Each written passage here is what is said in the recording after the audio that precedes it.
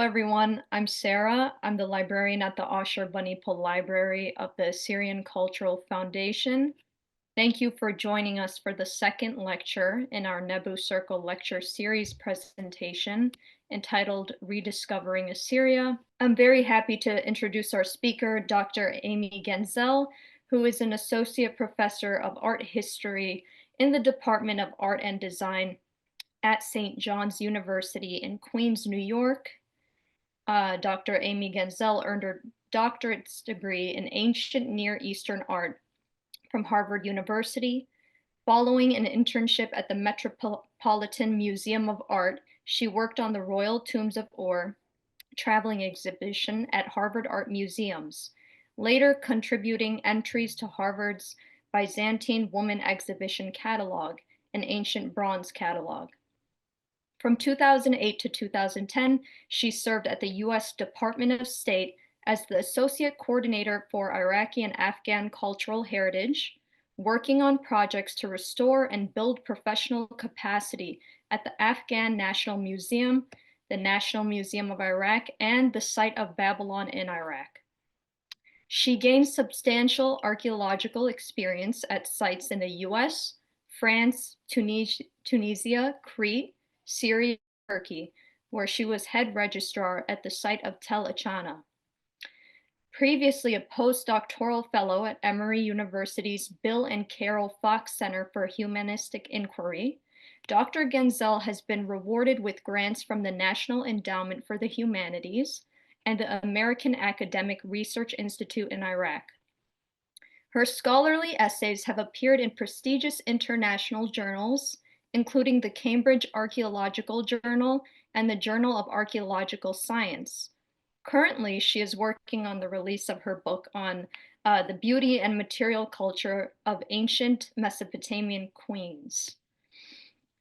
Today's lecture will shed light on the queens who ruled alongside Assyria's ancient kings, a legacy often overshadowed by the prominence of the kings themselves.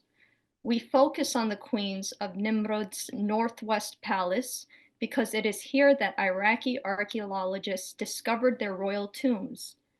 The tombs contain heaps of precious jewelry and regalia, along with cuneiform inscriptions and even some skeletal remains. Putting together these artifacts of death and connecting them to the art, architecture, and written record of the era, we can reconstruct the beauty, power, and presence of Nimrod's Northwest Palace, queens in life and for eternity. After the lecture, we invite you to stay updated on the latest news and events of the ACF by following us on Facebook, Instagram, Twitter, and YouTube, and I will provide you with all the links to our social media platforms in the chat. Now, I'd like to invite Mr. Robert DeKelaita to just share some words about today's lecture. Thank you, everyone. Thank you, Sarah. Welcome, everyone, and welcome, Dr. Gansell. We're really great, very happy, very honored to have you here. When this story broke out, I remember in 1988, we were all in Chicago, and we were super excited about the jewelry that was found and about the queens, and wondered what eventually would happen. What was the story of these queens? So we are really looking forward to the lecture today, and we hope that when your book comes out on the subject, we would all get a copy. Of course, the Ashurbanipal Library is going to have a copy, several copies, and as well as the listeners today or the viewers. So with that, we welcome you again and look forward to hearing from you. Okay. Thank you all. Thank you for joining us this evening. Thank you, Sarah and Robert, for your introductions. And I am really excited to share this material with you. The topic, as Sarah described, ancient Assyrian queens, beauty, power, and presence in Nimrud's Northwest Palace. And the range of dates that we're looking at go back way far, about 865 to 705 BCE. As was explained in the introduction, the queens of Assyria have been overshadowed by the legacy of ancient Assyria's kings. Ancient Assyria's kings were very mighty, powerful, important rulers, but so were their queens. The queens who reigned with them are the women I'm going to illuminate today. Now, contributing to the notion of ancient Assyria as a man's world, the mass of art and text belonging to kings far outweighs the records for queens. So just because there's more evidence and monumental scale evidence for kings, though, it doesn't mean that the women were not seen and not important. Evidence for Assyrian queens is admittedly sparse, but tomb and palace excavations and an interdisciplinary synthesis of what we do have is going to help us to rediscover their beauty, power, and presence, not only in the Northwest Palace at Nimrud, but in the Assyrian world. So in the images that you see here, I just have kind of put together an image of the queen on that gold seal, the figure with her hands extended. That's an image of a queen. Then I have a little snippet of cuneiform that's mentioning a queen. That's an inscription from a coffin lid. And then I have a reconstructed image of the skeletal remains of a Nimrud queen in her tomb. So we're going to be blending that material together in order to synthesize it and recreate the queen, as you see in the reconstruction figure that I worked on with Learning Sites Inc., and then put that figure on her throne, in her throne room, in the palace at the helm of empire as partner to the king. I should mention also that while we don't have many images and texts for queens compared to what we have for kings, what we do have for queens that is unique are some of these intact tombs. There's no intact tomb for any Assyrian king that survives. Before we go any deeper, I just want to make sure we're all oriented in time and space. So the Neo-Assyrian Empire ranged from about 900 to 600 BCE, about 300 years. The window that we're looking at, the time when Nimrud was the capital and the Northwest Palace was the main imperial residential palace, is about 150 years, from about 865 to 705 BCE. You see on the map with the different shades of green, that's the extent of the Assyrian Empire as it expanded from the 800s into the 600s. Part of that expansion was taking place when the Assyrian capital was situated at Nimrud. You see on the map that's marking the cities, I have Nimrud underlined in red to orient you. It's very close to Nineveh and near the modern city of Mosul. Assyria is in the northern part of Iraq. We're focusing on these capital cities on the Tigris River. Then you're familiar with Babylon near Baghdad and or down in the south. So that should get us set in time and place. Now let's head to Nimrud. This is a satellite view of the ancient Assyrian city of Nimrud. What you see here is the citadel. That's the raised up royal part of the city where the royal temples were, and there were multiple auxiliary palaces as well as that main imperial residential palace, the Northwest Palace, that's marked there. I also want to point out, I think it's interesting that that fertile strip of green land that's next to the citadel that's marked there, that's the ancient bed of the Tigris River. So the palace itself would have looked out over the river. So just to kind of give you an impression, this is based on archaeological excavations, but it's a computer-generated simulation of the architecture of the palace. Now, the royal tombs. The Northwest Palace was first excavated way back in the 1800s by Austin Henry Layard, but it wasn't until 1988 and ongoing into 1990 that Iraqi archaeologists discovered its royal tombs, including those belonging to queens. So you see a section here of the architectural plan of the palace with some of the tombs marked.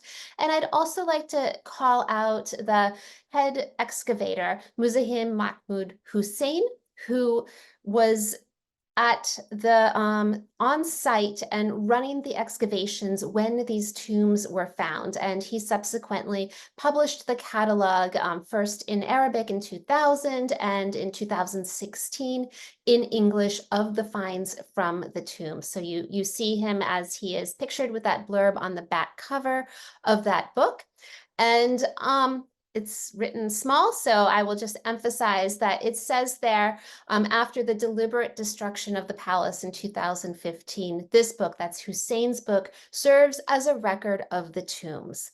Now, I just want to take a moment to say that rather than focus on modern loss or even ancient death, although we're going to be looking at tombs, I hope that my presentation too can serve as a record and also a celebration of the lives and eternity of Nimrud's ancient queens, and also of the archaeologists who brought them to light and who continue to work to assess, secure, and stabilize the, once again, ruined site of Nimrud.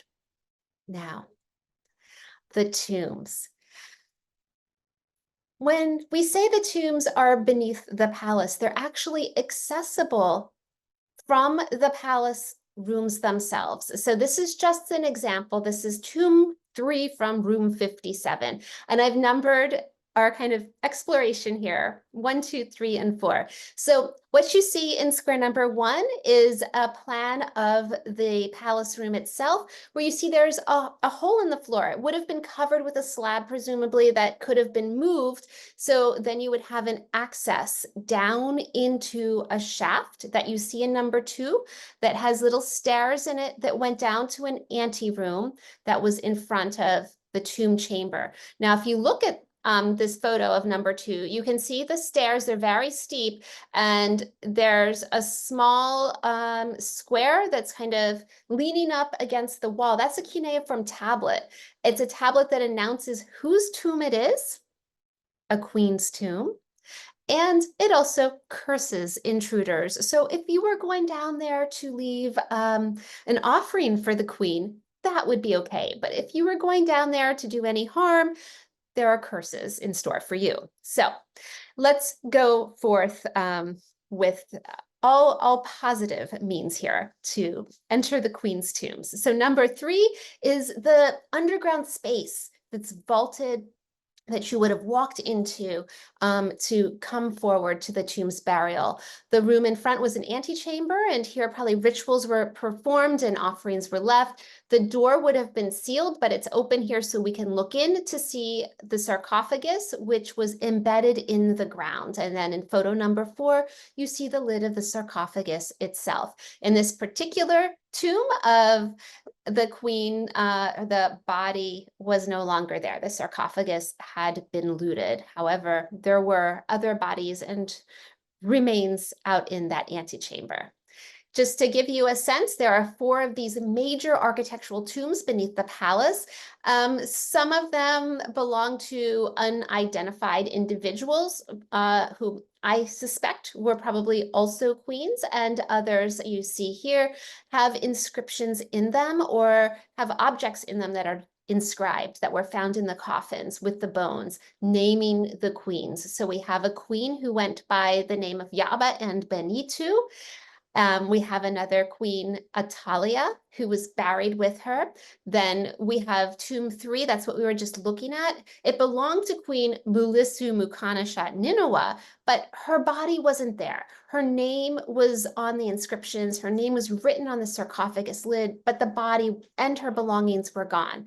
However, as I said, there were some burials out in front in the antechamber. In that anteroom, Queen Hama was found with an inscription on a seal that lay atop her body. So this is just to give you an idea. These tombs are substantial, and they would have had to be built in place before the death of whoever it was that was being buried there. So it was planned ahead. Now, Nimrud's Northwest Palace tombs contained cuneiform inscriptions, images, precious dress items, regalia, even some skeletal remains. And these all, we can put those materials together to attest to the queen's beauty, power, and presence. So what I'm going to do for this presentation is break it down. We're going to talk about beauty, and then we'll move into power and presence. And there's quite a bit to look at in terms of beauty based on all of those riches that were found in the tombs. Before we get into that, though, I just want to make a few remarks about the beauty of Assyrian queens.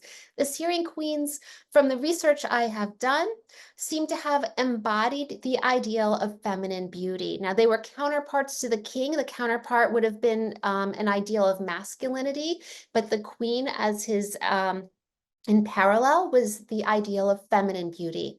Ideal feminine beauty seems, based on research I've done in texts and myths describing goddesses and other legends, that fertility, sexuality, and purity played a really important role in defining what feminine beauty was.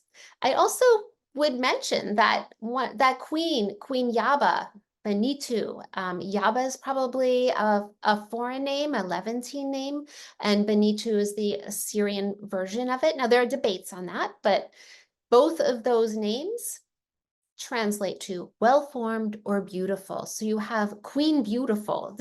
She's fully embodying this theme of ideal feminine beauty. There's also a later queen who's quite famous, Nakia. Her Assyrian name is Zakutu. She was a queen at Nineveh, and those names both mean pure. So that's going back to that ideal of purity being part of beauty. Now, you have to be beautiful as a queen to be the partner of the perfected king. The king's body, his image, his power was perfected by the divine.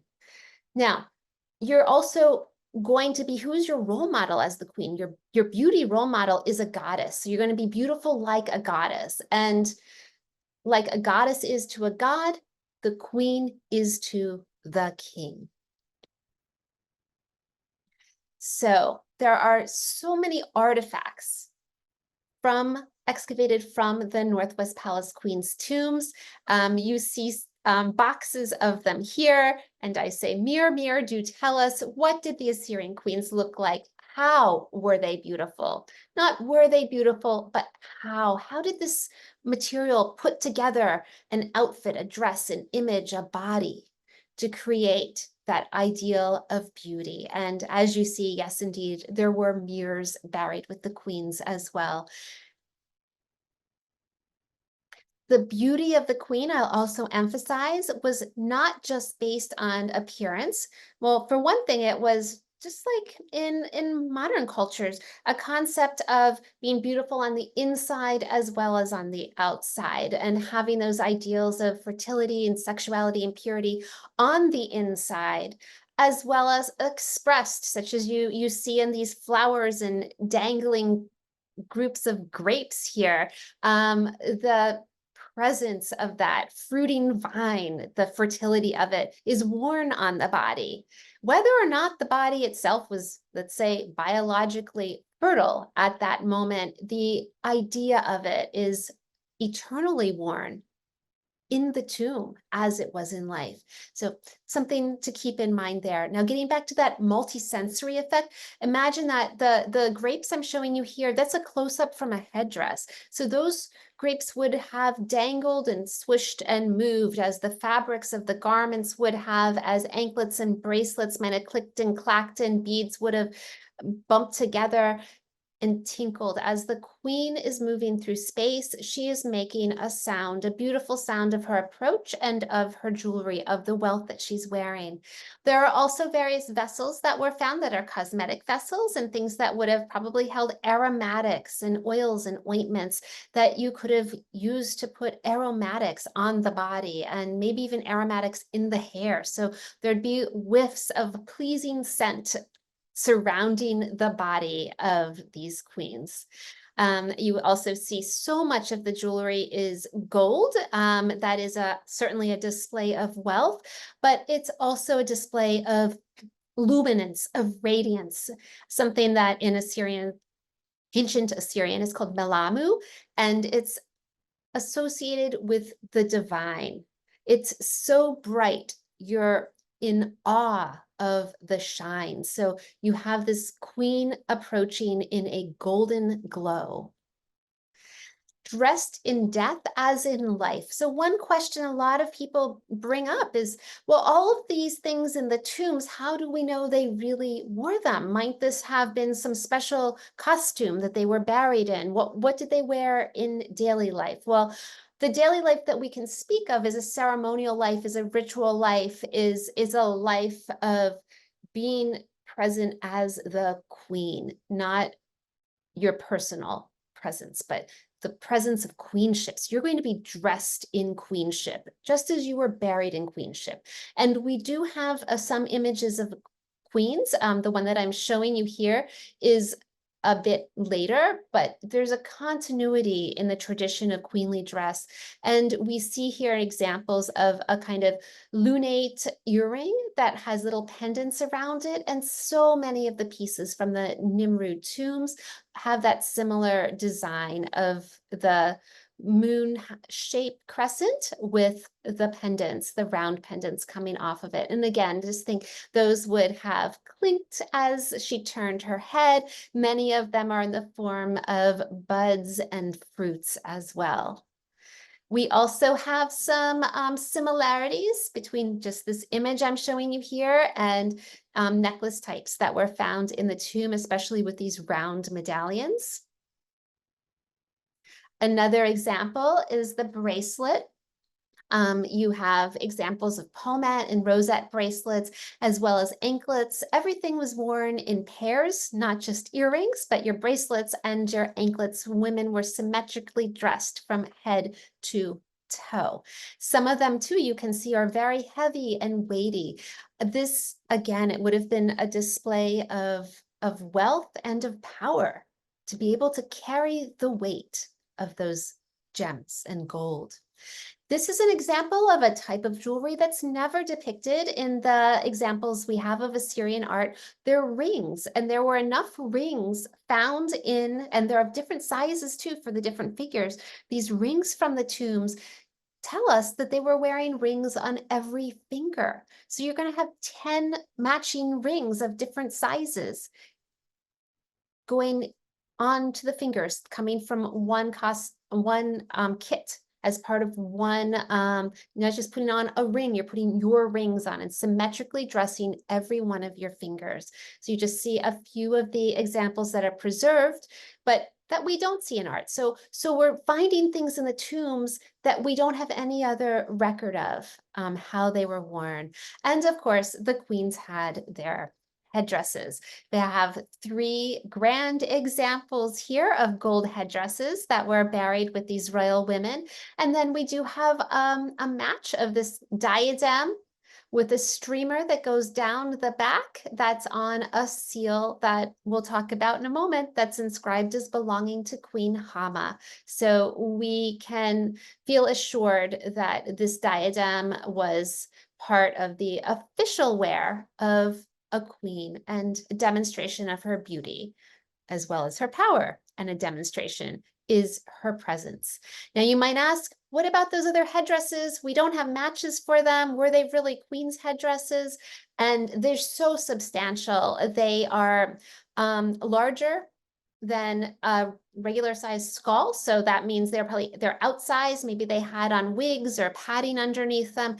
They're huge. They would be very precious. They would be you couldn't wear that and have a queen wearing something else. You'd be upstaging the queen in them. So I think this is just a variety of different types of headdresses associated with different queens and fashions of their times. Now, the research that I did going back a few years was to look at all of these dress elements, which were usually just described as treasures, and say, wait a second, how did they add up? What did the queen actually look like? How did she dress in the beauty of queenship? So I started by putting the items back in drawings in relation to a skeleton. That wasn't done in all of the records that were published at the time. So as I'm putting them together, I was starting to find commonalities And I thought, next step, I need to move from a skeleton to a body, because I don't just want to see what things were like in the tomb. I want to see what a dressed queen looked like. So I started experimenting, just like you would do with dressing up a Barbie doll or something. Can I stack these bracelets? And everything is scaled, so it's accurate to how it would fall on a body that, in the model I'm using, she's 5'1", which was within the range between about 5'0" and 5'2" of the queens whose bodies were found based on the lengths of their bones. Their body types varied from very petite to heavier bones, but I will, moving on forward, I would like to mention the body type that I chose, which I call the goddess body type. Goddesses, female deities in Assyrian art, were shown with this voluptuous form, and including this little winged figure. That's an impression from a seal that was found in the Nimrud tombs. So that would be, I'd say, the ideal body type, the goddess body type. Now, it could only be implied on the flesh of a mortal queen. The mortal queen was not shown in the nude. She was lavishly robed from her neck down to her shoes. But, and even if she didn't fulfill the goddess body type, this is what would be implied through her similarity in the gold that she's wearing, in the ideals of beauty that she's embodying. So this is just kind of an implied symbolic body. And in dressing her, robing her so lavishly, we have very limited bits of evidence, but there are some bits of linen remnants that were found in the queen's tomb. So you can see here a intact piece of weave, and also in the bottom corner here, this is a tassel. So the tips of the robe seem to have had tassels on. And then we have from art a few examples of different types of garment design that would be worn by queens. And these are of slightly different time periods, but just to give us an idea, because we're putting things together, we also have found fibula in the queen's tomb. So those are our ancient safety pins, including some that are pretty small, but probably more decorative, that we're holding. These are actually little scarab stones that we're going to talk about shortly. So using them as ornament, as well as probably to attach fabrics together. There were also hundreds of gold foil ornaments mixed among the bones and textile fragments in the queen's burials. When they were excavated, they were collected quickly, and they were kind of haphazardly dispersed in the coffins. So we couldn't tell, how they were lined up and what pattern they might originally have represented on the garments. But we do have these foils. Some of them have loops in the back, like that you could sew them on, or little holes, as you can see in a few of these. So you'd sew them on like a button. And then there are these flat strips that might have been a part of the hem of a garment as well, just to decorate it. Now, this is an example in the middle. This is an Assyrian king's garment, an example where the carving shows the decoration on it. So that also gives us the reassurance that these gold foils were attached to the queen's clothing. So this is a reconstructed beauty of a queen, body of the queen as the partner of the perfected king, the queen like a goddess is to a god. Now, what about those aspects of fertility, sexuality, and purity? So I already kind of described what we have with the fruits and flowers referencing fertility. We also saw this body, the nude body of a goddess, that's from a seal from one of the tombs.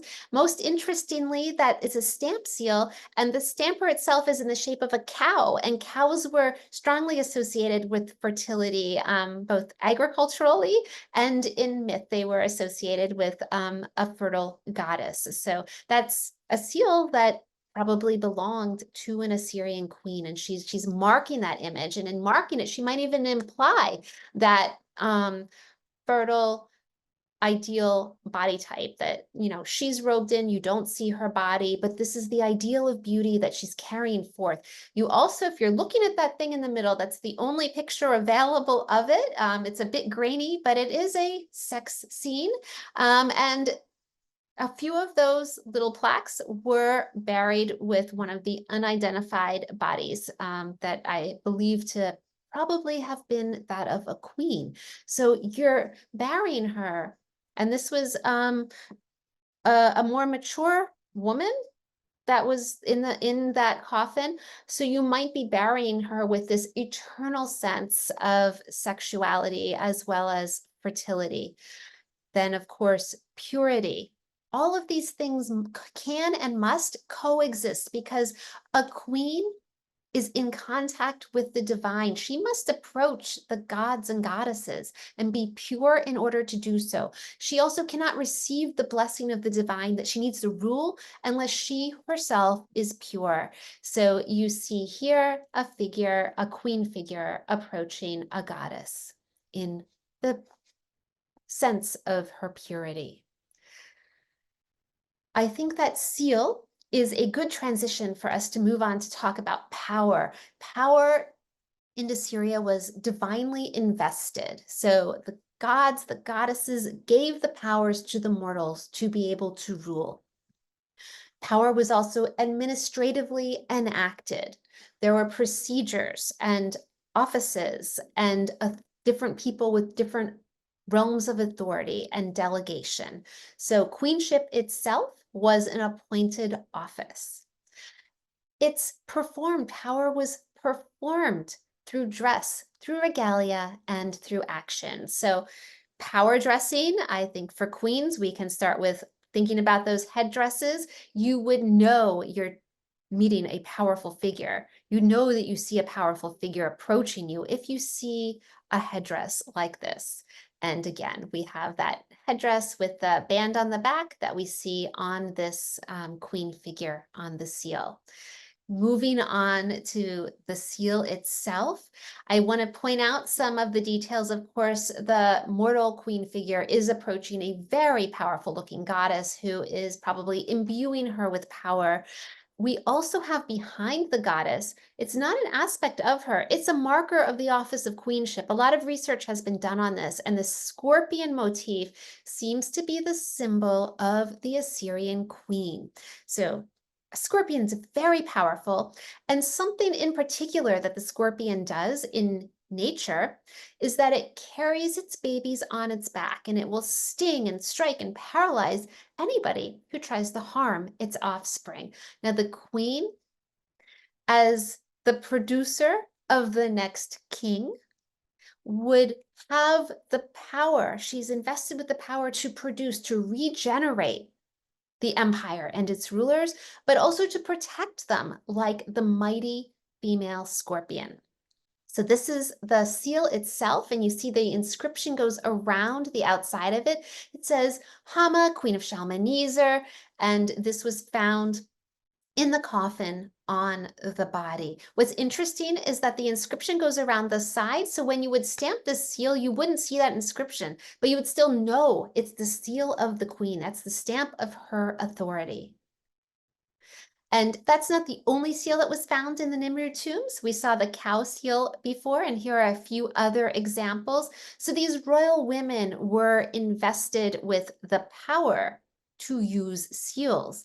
And it seems that the seal was worn as part of their dress, as part of their power dressing, and part of their authority. So we have coming from tomb 1, 3 different parts: a fibula, a chain, and a seal. Many of these seals are mounted with a little loop at the top that can be attached to the chain, attached to the fibula. So here you just see how it was pulled off of the skeleton and reconstructed here, and it matches an intact example that was found in the Northwest Palace in a burial that was not in a built tomb, but was probably a high-ranking woman, maybe that worked for the queens. And that seal was found attached to the fibula. So it's based on this that we're able to reconstruct how queens and their royal delegates, perhaps the women enacting their authority throughout the palace, had these seals attached to their garments and displaying their ability to mark their authority, to sign their name. So these are just a couple examples of seal impressions in clay. The two with the blue backgrounds are actually impressions they're from a later period when the capital was at Nineveh, but they show the king with the queen, and they're approaching a deity, and this little thing that you kind of see is a scorpion. So these are impressions that would have been made to mark the office of queenship. And this is just an example that I am showing you of a different seal, but to remind you that seals were also used to stamp and sign and authorize cuneiform tablets. So these queens were enacting their power through their use of their seals. They were spreading their identity. And this is a very interesting example. This is that seal from the first tomb. The inscription, the image, you might say, on it is not in cuneiform. It's in a pictographic like script that is probably something coming from a Western kingdom. What could that mean? And how could that be relaying authority and identity from a royal woman? Well, that brings us to our final topic of presence. The queens, I would say, one aspect of their presence was being the presence of empire. And there's so many of these topics that we could delve into further and that you can have hour-long presentations on themselves. And one is this topic of the queens as empire. Several of the queens, the Northwest Palace queens especially, seem to have come from outside of Assyria, probably coming from the West, especially coming from the Levant.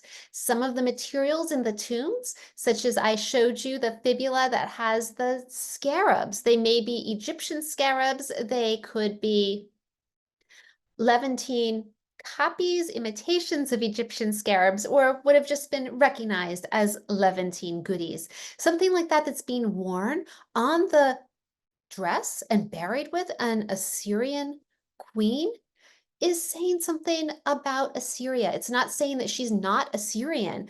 It's saying she is empire. Empire rules the world. The Assyrian world is diverse. Another example of this is a gold bowl that was found and inscribed as belonging to one of the Northwest Palace queens. If you look there, that does not look like Assyrian imagery. It looks like Egyptian imagery. Again, it's probably a Levantine culture that is making this Egyptianizing image, but it would have been exotic and recognized in Assyria as non-Assyrian, yet it's inscribed in Assyrian cuneiform with the name of an Assyrian queen, showing how she is part of representing the diversity, the breadth of empire. So with that in mind, the seal with this non-Assyrian, non-Akkadian inscription on it starts to make sense. The queen is the presence of empire. The queen is also the woman of the palace, and she's enthroned at the helm of empire. She's an imperial administrator, and she's inhabiting an architectural space of her own. And she's a queen who is present in life, and she's present in death in those tombs beneath the palace, and she was meant to be present forever. To elaborate a bit more on the title of queen, in Akkadian, the Assyrian language, it's Mi-a-gal. That translates literally to lady of the palace. Queens were typically the wife or mother of the king, or sometimes mother of the previous king, serving in this position. It's an office, it's an administrative role, highest except for that of king. She is the partner of the king, but she is the lady of the palace. She's the highest authority and the highest female authority in the palace, as the lady of the palace. So here you have the queen, the lady of the palace. So what did she do there? And she's all dressed up. what's she gonna do with her beauty and her power? Well, she's going to sit on a throne. How do we know that queens had thrones?